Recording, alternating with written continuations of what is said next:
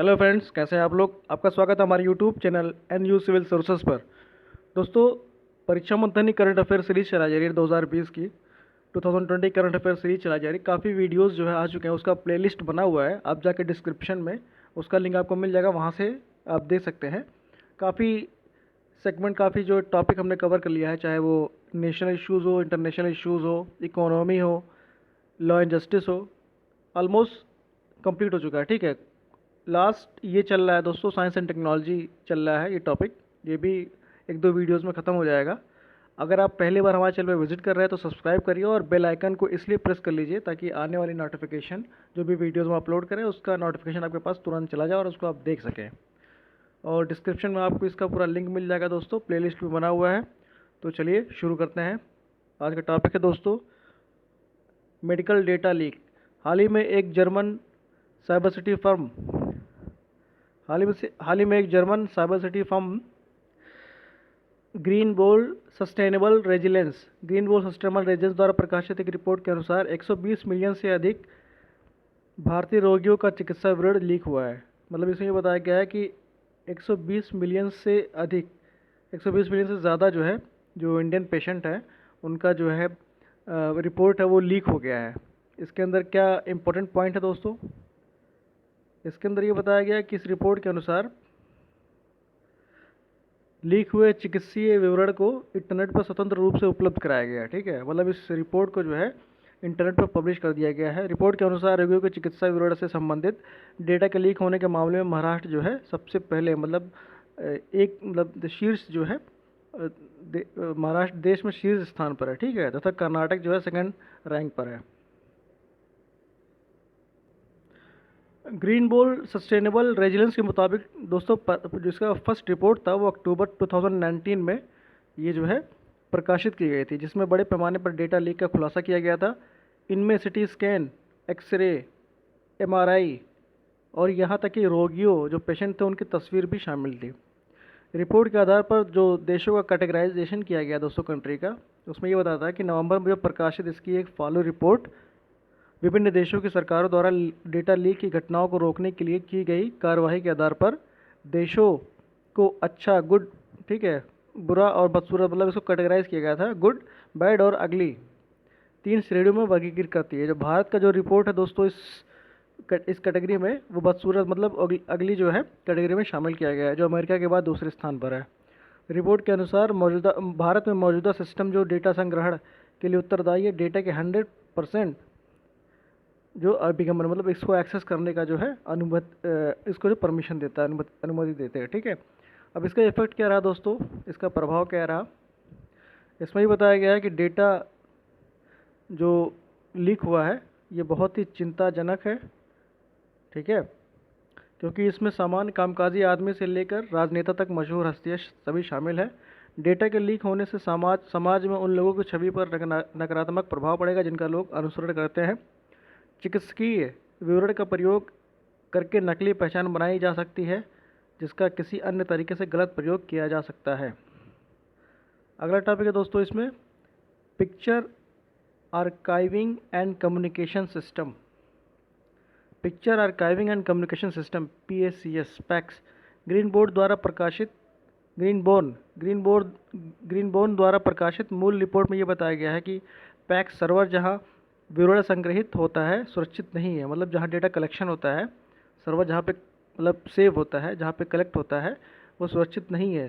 साथ ही ये बिना किसी सुरक्षा के सभी सार्वजनिक इंटरनेट से जुड़ा है, जिस कारण यह किसी भी सर्वर आक्रमण के प्रति वल्नरेबल है। ठीक है, अगला टॉपिक है इसमें दोस्तों, विज्ञान के क्षेत्र में लैंगिक असमानता की बात की जा रही है। Gender inequality in science.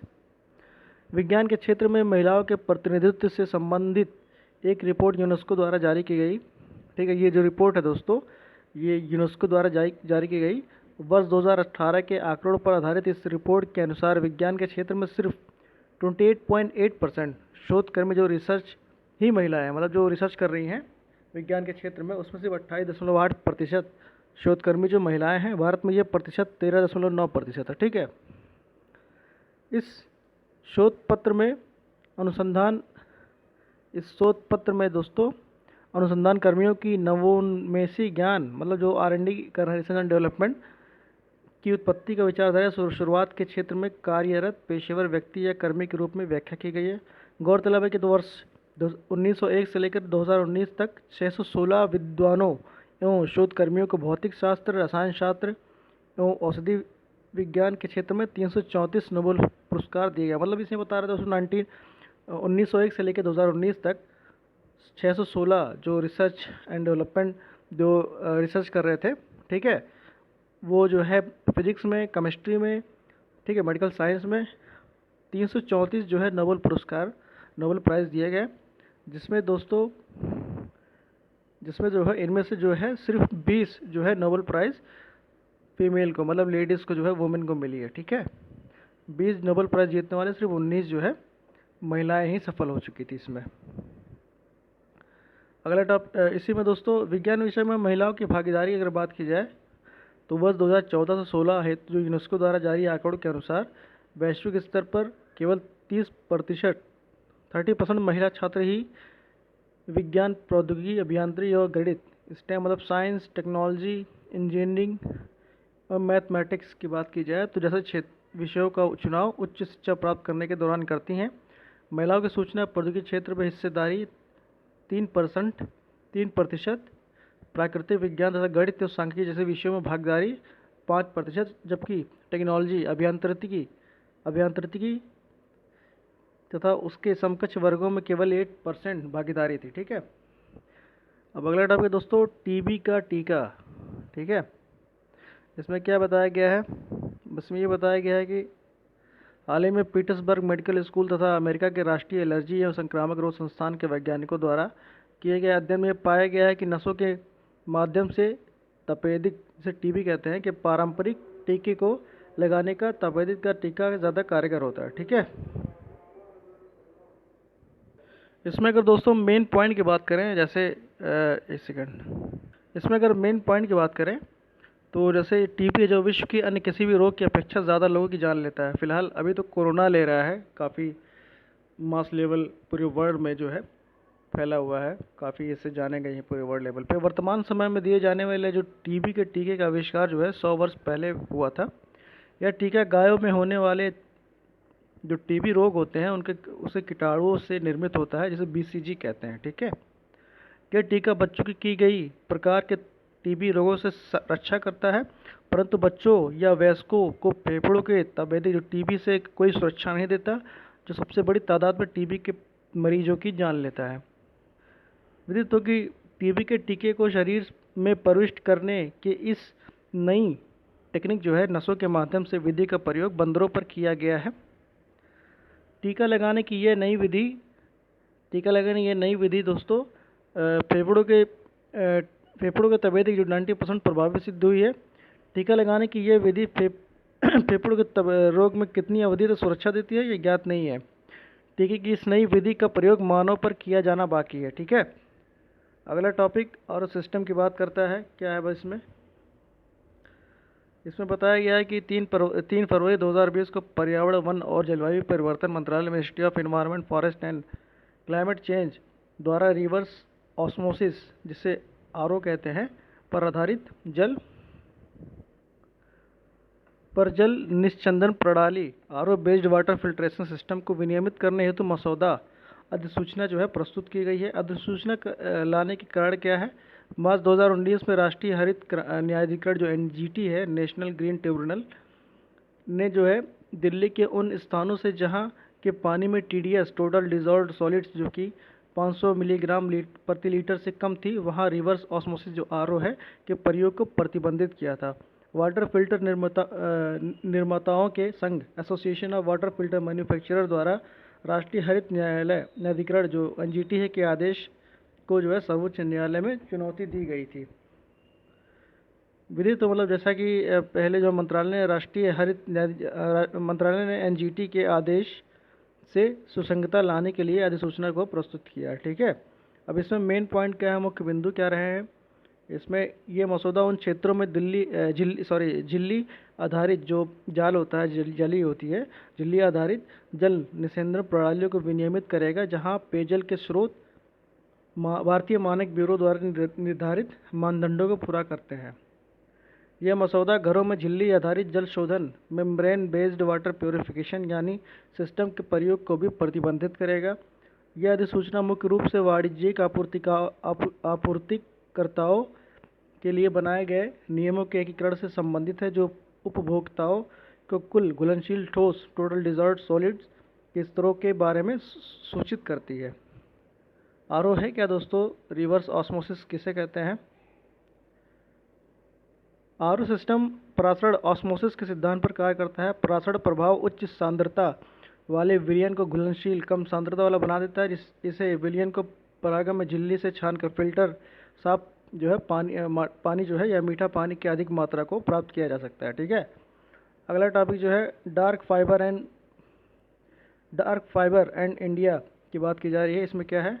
हाल ही में 3 प्रमुख दूरसंचार सेवा प्रदाता जो रिलायंस, जियो, इन्फोकॉम, भारती एयरटेल और वोडाफोन आइडिया ने डार्क फाइबर का उपयोग करने के लिए भारत सरकार द्वारा संचालित भारत ब्रॉडबैंड नेटवर्क लिमिटेड से संपर्क किया। यह दूर संचार सेवा प्रदाताओं को उनके पूंजीगत व्यय में कटौती करने में मदद करेगा। इस कंपनी द्वारा बीएसएनएल की उपयुक्त अवसंरचना का उपयोग ग्रामीण भारत में इंटरनेट का विस्तार करने और 4G सेवाओं के साथ साथ मोबाइल टेलीफोन सेवाओं जैसी अन्य लॉन्ग टर्म एवोल्यूशन योजनाओं के लिए किया जाएगा, दीर्घकालिक विकास के लिए। ठीक है,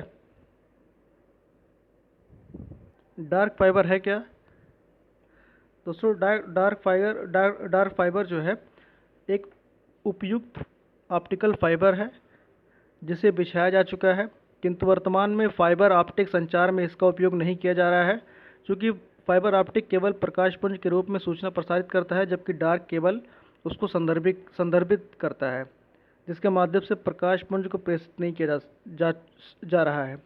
अधिक बैंडविड्थ की आवश्यकता होने पर लागत जो है पुनरावृत्ति से बचने के लिए कंपनियां अतिरिक्त ऑप्टिकल फाइबर बिछाती हैं। अगला टॉपिक दोस्तों सूत्रपिक क्या है? सूत्रपिक कार्यक्रम फरवरी 2020 में केंद्र सरकार द्वारा स्वदेशी गायों पर शोध करने हेतु विज्ञान और प्रौद्योगिकी मंत्रालय मतलब सरकार द्वारा जो है जो डोमेस्टिक काउज हैं, जो स्वदेशी गाय हैं, ठीक है, उसके ऊपर रिसर्च करने के लिए जो है दोस्त साइंस एंड टेक्नोलॉजी, जो ministry of science and technology है, ठीक है, और department of science and technology के नेतृत्व में SUTRA PIC scientific utilization through research augmentation prime product from indigenous cows नामक कार्यक्रम की योजना के लिए प्रस्ताव प्रस्तुत करने के संबंधी प्रावधान किए गए हैं। अभी मतलब मुख्य बिंदु क्या रहा है इसके? इस कार्यक्रम को संचालित करने में जैव प्रौद्योगिकी विभाग, वैज्ञानिक तथा औद्योगिक अनुसंधान परिषद, आयुष मंत्रालय, भारतीय चिकित्सा अनुसंधान परिषद जो ICMR, नवीन और नवीकरणीय ऊर्जा मंत्रालय एंड भारतीय कृषि अनुसंधान परिषद द्वारा सहयोग किया जाएगा। अब सूत्रपिक क्या है दोस्तों कार्यक्रम? ये सूत्रपिक कार्यक्रम के तहत निम्नलिखित 5 थीम्स के आधार पर प्रस्ताव रखे गए हैं। पहला है स्वदेशी गायों की विशिष्टता की जांच, कृषि अनुप्रयोगों के लिए देशी गायों के प्रमुख उत्पाद प्राप्त करना, खाद्य एवं पोषण के लिए देशी गायों से प्रमुख उत्पाद प्राप्त करना, स्वदेशी गायों पर आधारित उपयोगी वस्तुओं से संबंधित प्रमुख उत्पाद प्राप्त करना। ठीक है दोस्तों, तो दोस्तों आज बस इतना ही। अगले टॉपिक हम कंटिन्यू करेंगे अगले वीडियो में, तो दोस्तों बने रहिए। अगर आप चैनल को सब्सक्राइब नहीं किए हैं तो सब्सक्राइब करिए और बेल आइकन को प्रेस करिए। ठीक है दोस्तों, थैंक यू, धन्यवाद। हाँ, एक चीज़ और, अगर टेलीग्राम पर नहीं जुड़े हैं तो टेलीग्राम का भी डिस्क्रिप्शन पर लिंक दिया हुआ है, टेलीग्राम से जाकर जुड़ सकते हैं और वहाँ से आप एग्ज़ाम में मदद करने के लिए काफ़ी वहाँ पे आपको PDF वगैरह मिल जाएंगे, वहाँ से आप डाउनलोड कर सकते हैं। थैंक यू, धन्यवाद।